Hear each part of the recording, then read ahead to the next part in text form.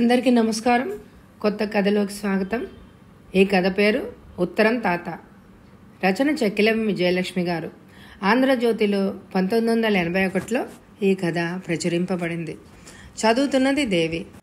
గోడ గడియారం 10 కొట్టింది. టిఫిన్ చేసి నవలొకటి పట్టుకొని మంచం మీద బద్ధకంగా పడుకున్న వసంత పుస్తకాన్ని గిరవటి పెట్టి లేచి వీధి వరండాలోకి వచ్చింది. 10 గంటలకే ఎండ వయసు రాకముందే పరువం వచ్చిన పిల్లలాగా పెటపెటలాడిపోతోంది. గచ్చు స్తంభాన్ని ఆనుకొని నిలబడి దక్షిణం వైపు వీధి చివరి వరకు దృష్టి సారించింది. ఉత్తరం తాత పత్తాలేడు.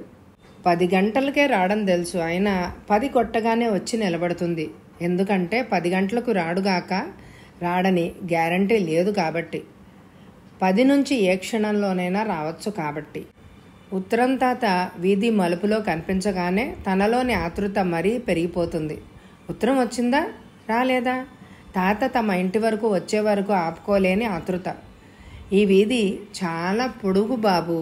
ఉత్తరం తాత వీధి మలుపులో కనిపించి ఇంటి వరకు వచ్చేసరికి ఎన్ని యుగాలవుతుంది? తాతకి సైకిల్ అయినా ఉంటే బాగుండు. ఆ యుగాలలో కొన్నైనా తరిగి ఉండేది. తనను చూడగానే ఉత్తరం తాత నవ్వుతాడు.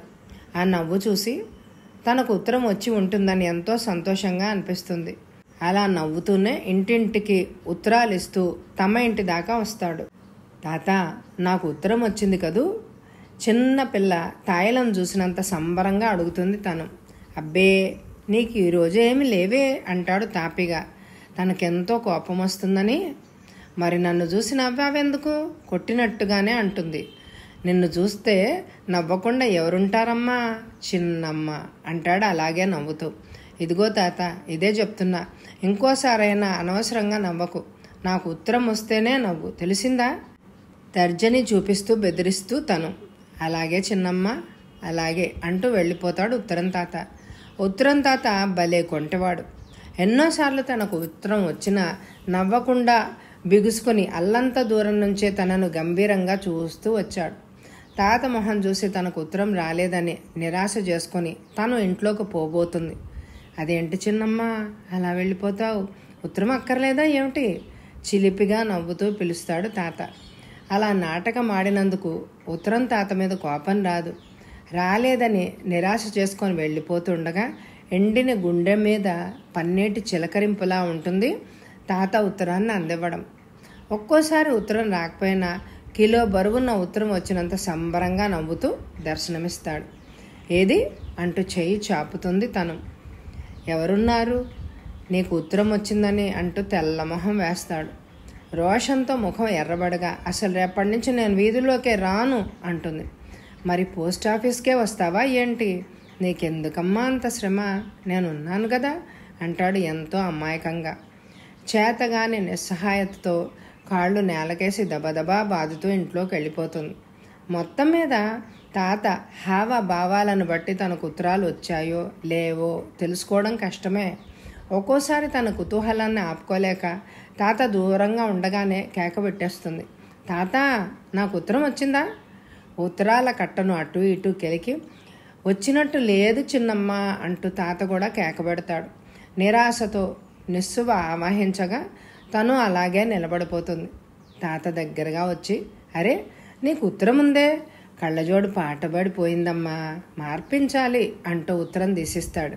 చాలాసార్లు దూరం నుంచే ఉత్తరం ఎత్తి పట్టుకుని ఊపుతూ, చిన్నమ్మోయ్ నీకు ఉత్తరం వచ్చిందోచ్ అంటాడు. తను తాత ఇంకా దగ్గరకు రాకముందే ముందు గెంతి అందుకుంటుంది. తీరా చూస్తే అది మరెవరు ఉత్తరమో. తాను నిరాశగా ఇచ్చేస్తుంది. అయ్యో, ఇది నీది కాదు, ఇనిషియల్ నీకు మళ్ళీనే ఉంటేను అని గొణుగుతూ వెళ్ళిపోతాడు. ఒక్కోసారి తనకిచ్చిన వేరే వాళ్ళ ఉత్తరాన్ని తాతకు తిరిగి ఇవ్వకుండా కావాలని అలాగే అట్టిపెట్టుకునేది తను. తాత కొంచెం దూరం వెళ్ళి తలగొక్కుంటూ వెనక్కి వచ్చాడు. సణుగుతూ, ఇవ్వమని చిన్నమ్మ, వసుంధర గారి ఉత్తరం అది అన్నాడు. అంటే అన్నీ తెలిసి నాటకం ఆడుతున్నావన్నమాట. తను ఉడుక్కుంటూ అంది ముసిముసిగా నవ్వుతూ. చూడు చిన్నమ్మ, ఉత్తరం వచ్చిందని కానీ రాలేదని కానీ వెంటనే తెలిసిపోతే ఏం బాగుంటుంది చెప్పు? ఆ విషయం నాకంటే నీకే బాగా తెలుసుండాలే అంటూ తన చేతిలోని ఉత్తరం లాక్కుని వెళ్ళిపోయాడు. నిజమే, ఉత్తరం రాలేదని నిరాశతో కృంగిపోయినప్పుడు ఉత్తరం వచ్చిందని తెలియడం మనసుకు రెక్కలు వచ్చినంత ఆనందపు ఆకాశంలో ఎగిరిపోతున్నట్టుగా ఉంటుంది. ఉత్తరం వచ్చిందనే ఆనందపు పొంగులో రాలేదనే నీళ్లు పడడం గుండెను పిండివేసే మధురమైన బాధ. ఉత్తరం తాత కోసమేనా ఎవరో పలకరింపుగా అడిగేసరికి ఉలిక్కి పడింది వసంత. రామసుబ్బమ్మ అత్తయ్య. అవును అనకపోయినా అవునని అత్తయ్యకు తెలుసు. కొంచెం బిడియంగా చూస్తూ అంది వసంత. మరోసారైతే గేలి చేసి గలగలా నవ్వేదే. కానీ నీకు తెలియదుటే, ఉత్తరం తాత గుండెపోటు వచ్చిందట. మా పక్కింటి లింగడు చెప్పాడు, చూద్దామని పోతున్నా అంది. అదేమిటే అలా అయిపోయావు? ఆదుర్దాగా దగ్గరకు వచ్చింది ఆవిడ. తేరుకొని కంగారుగా అంది వసంత. ఏం లేదు, నేను వస్తాను పద. ఉత్తరం తాతను చూసి వచ్చాక వసంత గుండె కొలిమిలో కాల్చిన సమ్మెటతో కొడుతున్నట్టుగా నల్లబిలి అయిపోసాగింది. ఎంత మంచివాడు ఉత్తరం తాత. ఎన్నేళ్లుగా ఎంతోమందితో ఆత్మీయతను పెంచుకున్నాడు. ఎంతోమందికి ఆనందాన్ని పంచాడు. దాదాపు ప్రతి ఇంటివారు ప్రతిరోజు ఉత్తరం తాత రాక కోసం ఎంతో ఆతృతగా ఎదురుచూసేవారే. తన మటుకు తనకు ఎన్నో ఏళ్లుగా ఉత్తరాల రూపంతో ఎంత వైవిధ్యమైన వార్తల్ని, ఎంత మోయలేని ఆనందాన్ని మోసుకొచ్చాడు. భావస్నేహం, మమకారం, ప్రేమ, ఆత్మీయత, అలక, అనురాగం, విరహం అన్నీ ఉత్తరాల్లో చెప్పించి పంపితే ఉత్తరం తాత వాటిని పదిలంగా మోసుకొచ్చి తన చేతుల్లో పెట్టేవాడు. ఈ ప్రపంచంలో అందరికంటే ఆత్మీయుడిగా అనిపించేవాడు ఉత్తరం తాత.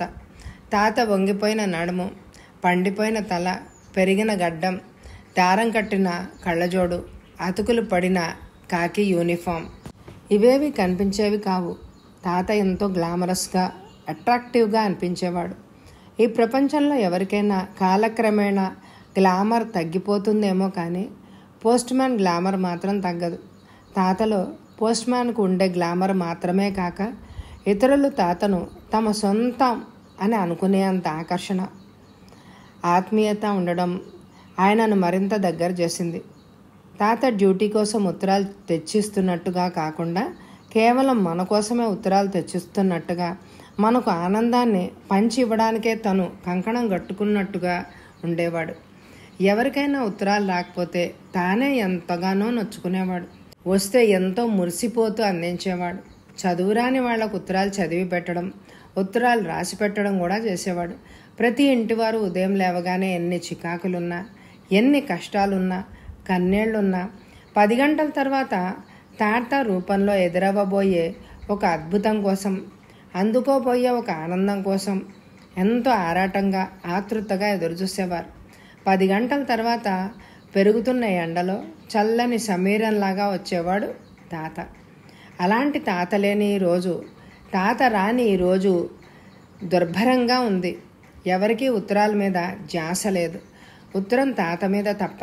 తాత పంచి ఇవ్వవలసిన ఆనందం తాతతోనే ఉండిపోవడం వల్ల ఊరే ఆవేదనతో అలమటించిపోయింది. 2 రోజుల తర్వాత ఆషాఢమాసం పూర్తి అయినందువల్ల బావ, అత్తయ్య శ్రావణ పట్టి ఇచ్చి వసంతను తీసుకెళ్ళడానికి వచ్చారు. మరోసారి అయితే బావ రాక బావ వెంట వెళ్ళడం ఎంతైనా సంతోషాన్ని ఇచ్చేవి వసంతకు. కానీ ఉత్తరం తాత చావు బ్రతుకుల్లో ఉండగా ఊరొదిలిపోవడానికి తన మనసు ఒప్పడమే లేదు. కానీ అమ్మ, నీవు ఉండి మాత్రం చేయగలిగిందేమన్నా ఉందా? బాగయ్య రాతుంటే నీవు లేకపోయినా బాగవుతుంది. ఇదివరకంట మా పిల్లవు, ఇప్పుడు వాళ్ళ మాట కాదంటే బావ, అత్తయ్య మనసు నొచ్చుకుంటారు, వెళ్ళు అంటూ నచ్చజెప్పింది. బయలుదేరక తప్పలేదు. 10 రోజుల తర్వాత వసంతకు తల్లి నుండి ఉత్తరం వచ్చింది. మామూలు క్షేమ సమాచారాలు రాశాక, నీ ఉత్తరం తాత పరిస్థితి చాలా దయనీయంగా ఉందే వసు. ప్రాణం ఉన్నట్టు లేదు, పోయినట్టు లేదు. దేనికోసమో ఎవరికోసమో ఎదురుచూస్తున్నట్టు, ఏదో ఆయన కంటపడితే తప్ప ప్రాణము పోనట్టు కళ్ళల్లో ప్రాణాలు పెట్టుకొని ఉన్నాడు. చూసేవాళ్లకు మాత్రం ఆయన ప్రాణం ఎంత త్వరగా పోతే అంత బాగుండు అన్నట్టుగా ఉంది. ఎందుకంటే ఆయన పడే మరణ యాతన అంత భయంకరంగా ఉంది. కానీ ఆయన ఎదురుచూపు దేనికోసమో ఎవరికోసమో, ఆయన కోరిక తీరేదెప్పుడో, ఆయనకి ఈ నరకయాతన తప్పేదెప్పుడో. తల్లి ఉత్తరంలోని దేనికోసమో ఎవరికోసమో ఎదురు చూస్తున్నట్టు, అదేమిటో ఆయన కంటపడితే తప్ప ప్రాణం పోనట్టు అన్న వాక్యాలు వసంతను ఆలోచనలో పడేశాయి. తాను చేయవలసిన పని చేసి వెంటనే బయలుదేరి వాళ్ళ ఊరు వచ్చేసింది వసంత. ఉత్తరం తాతను చూసిన వసంతకు తల్లి రాసింది నిజమే అని అనిపించింది. తాత మరణవేదన చూసేవారికి హృదయాలను పిండేస్తోంది. తాత గుండె గూటిలోని ప్రాణపక్షి గూటి వాకిట రెక్కలు టపటపా కొట్టుకుంటోందే తప్ప బయటకు ఎగిరిపోవడం లేదు. ఉదయం 10 గంటలు దాటింది. పోస్ట్ మ్యాన్గా టెంపరీగా అపాయింట్ చేయబడిన స్కూల్ మాస్టారు ఉత్తరం తాత పేరిట ఒక ఉత్తరం తీసుకొచ్చాడు. అక్కడ తాతను పరామర్శించడానికి వచ్చిన అందరూ తెల్లబోయారు. తాత పేరిట ఉత్తరం రావడం ఏంటి? ఉత్తరం రాయడానికి ఎవరున్నారని? ఉన్న ఒక్క కొడుకు చాలా ఏళ్ల నాడు పారిపోయి మిలిటరీలో చేరిపోయి యుద్ధంలో పోయాడు కూడా. వసంత ఉత్తరం అందుకుంది. అందుకుంటుంటే ఆ అమ్మాయి చేతులు చిగురు టాకుల్లాగా వణికాయి. ఉత్తరం తాత చెవి దగ్గరగా వంగి, తాత నీకు ఉత్తరం వచ్చింది అంది.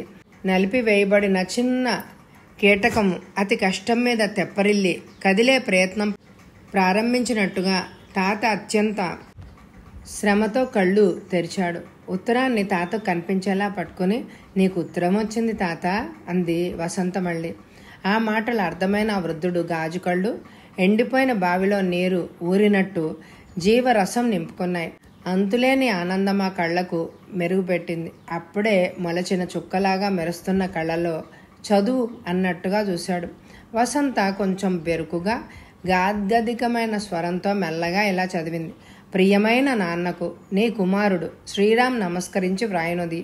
నేను మీరందరూ ఊహించినట్టుగా యుద్ధంలో మరణించలేదు. ప్రాణాలతో క్షేమంగా ఉన్నాను. ఎన్నాళ్లకు నీకు ఉత్తరం రాయని కారణం అంతే. ఆ తర్వాత ఉత్తరం తాత ఉత్తరాన్ని వినిపించుకోలేదు. వాతావరణం గోలగా దుఃఖపూరితంగా తయారైంది. తాను ఉత్తరం తాత ప్రాణాలు చేతులారా తీసిందా? దుఃఖం తన్నుకొచ్చింది వసంతకు.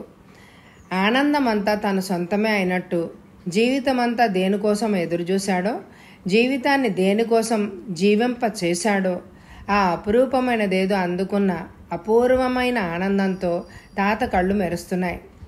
వాడి ఒత్తులైన పెదవుల మీద మొలకెత్తిన చిరునవ్వు పెదవులు మట్టిలో కలిసిపోయినా నేను నిలిచే ఉంటాను అన్నంత స్థిరంగా సజీవంగా ఉంది. పశ్చాత్తాప పడబోయిన వసంత అరక్షణంలో తేరుకుంది. తాను తాత ప్రాణాలు తీసింది నిజమే, కానీ తాత ఆనందాన్ని బ్రతికించింది. కథ సమాప్తం. ఈ కథ మీ అందరికీ నచ్చిందండి? అయితే తప్పకుండా ఎక్కువ లైకులు ఇవ్వండి. అలాగే ఎండ్ స్క్రీన్లో ఉన్న ఇదివరకు చదివిన కథలు, నవలలు ప్లేలిస్టులు ఉంటాయి. తప్పకుండా స్కిప్ చేయకుండా చూడండి. Thank you very much my dear friends.